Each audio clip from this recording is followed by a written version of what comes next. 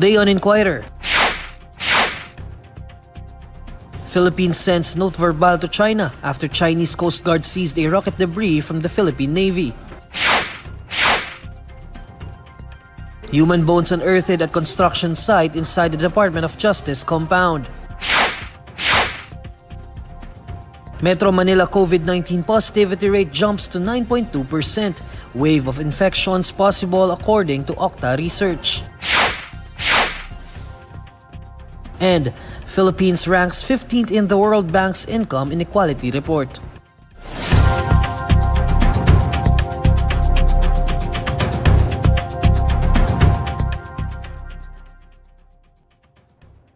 Good evening. For our top story, the Philippines has sent a note verbal to China following the incident in Pag-asa Island in the West Philippine Sea, according to the Department of Foreign Affairs. To give us an update on this story, Denisa Fernandez is reporting live. Denisa. Yes, Neil, you are right. The note verbal was issued on Wednesday after a Chinese Coast Guard ship seized rocket debris from the Philippine Navy. According to DFA Secretary Enrique Manalo, they sent a note verbal as they seek for clarification from China on the incident. While the agency has their own reports, Manalo said that they would like to hear China's side. Earlier, the Philippine military said that the Philippine Navy was towing suspected rocket debris to Pag-asa Island when a Chinese Coast Guard blocked the boat and forcefully retrieved the debris on November 20. However, the Chinese embassy in Manila denied that there was a forceful retrieval. It added that a friendly consultation took place. Asked how to reconcile contrasting claims, Manalo said that that is the intent of the note verbal. After the alleged forceful retrieval incident, a series of blasts were heard by Pag-asa residents. The repetitive sounds were believed to come from artillery guns or weapons from Zamora Reef and Spratly Islands, based on the local police's report. Meanwhile, a fishers group asked President Ferdinand Marcos Jr. to denounce China's forceful retrieval of debris. The Pambansang Lakas ng Kilusang Mamalakaya ng Pilipinas or Pamalakaya said China's action was an utter disrespect to our territorial integrity. According to Pamalakaya National spokesperson Ronel Arambolo, China's retrieval of the rocket debris near Pag-asa Island shows that it can enter within the 15-kilometer municipal fishing waters of the Philippines, which is the fishing ground for small fishers. Arambolo stressed that the daring move by Chinese forces deserves to be raised in the international community for condemnation. Pamalakaya protested against China before the United Nations in the past. The group said a similar protest would be filed following the recent incident in the West Philippine Sea. Denise, as you mentioned, the Philippine Navy and Beijing do have different stories with regard to this incident. Even President Marcos yesterday was able to watch his ambush interview.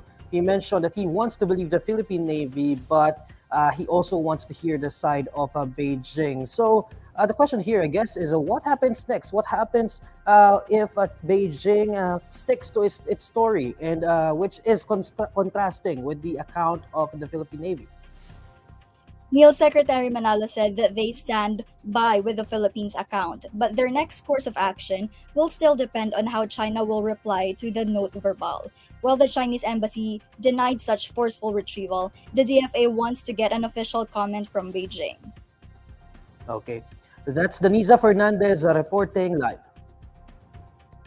Construction workers today retrieved the human skeleton parts at a construction site inside the Department of Justice compound in Padre Faura in Manila.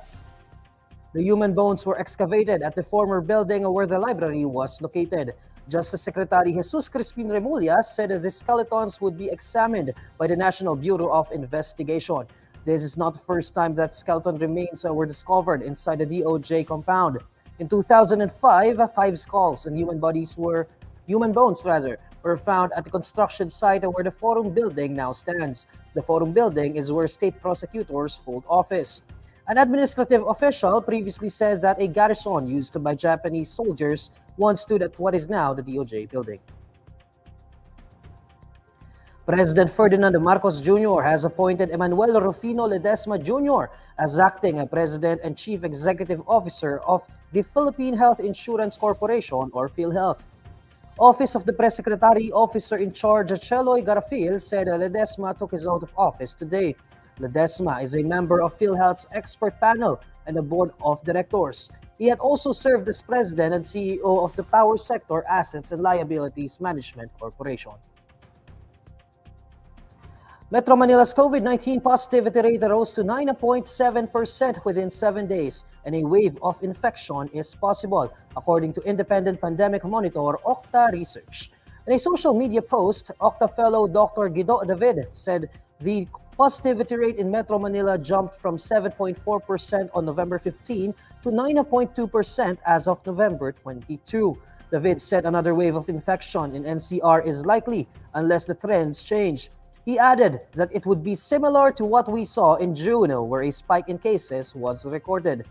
The Department of Health previously warned that virus transmission is likely to increase, especially after the observance of Undas, the upcoming Christmas holidays.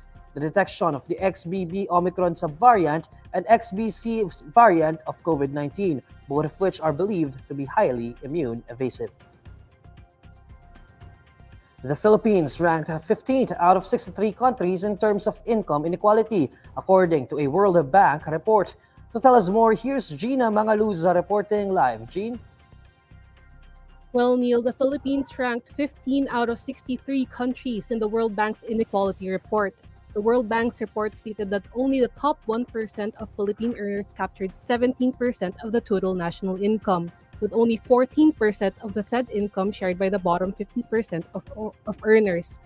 Out of these 63 countries, the Philippines is second only to Thailand among nations in the East Asia and the Pacific.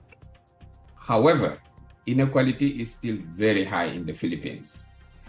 With an income Gini coefficient of 42.3% in 2018, the Philippines ranks as number 15 most unequal in the country in the world among 63 countries for which income Gini coefficients are available, and is second only to Thailand in East Asia. Now, several structural factors contribute to the persistence of inequality. First, unequal opportunities. Part of any country's income inequality is due to differences in ability, skills, hard work, and luck.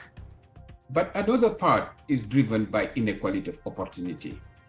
This is the inequality that is due to your parents' education, your gender, or your circumstances at birth, such as being born in a poor area.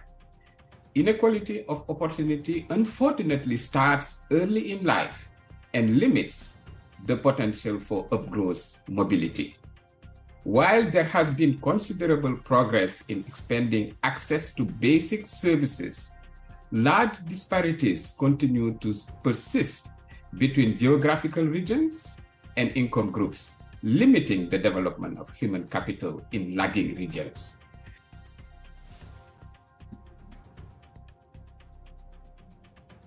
The World Bank attributed the inequality to, quote, unequal opportunities, slow access to tertiary education among low-income households, inequality in returns to college education, and social norms putting the heavier burden of childcare on women. According to the World Bank, the Philippines was still able to alleviate poverty from 49.2% in 1985 to 16.7% in 2018. But the problem of inequality still persists, as the inequality rate did not begin to decline until 2012. And Yame Diop, the World Bank country director for Brunei, Malaysia, Philippines, and Thailand, said that inequality of opportunity and low mobility across generations have wasted human potential and slowed down innovation. That's it from me, Neil. Back to you. Thanks, Jean. That's Gina Mangaluz reporting live.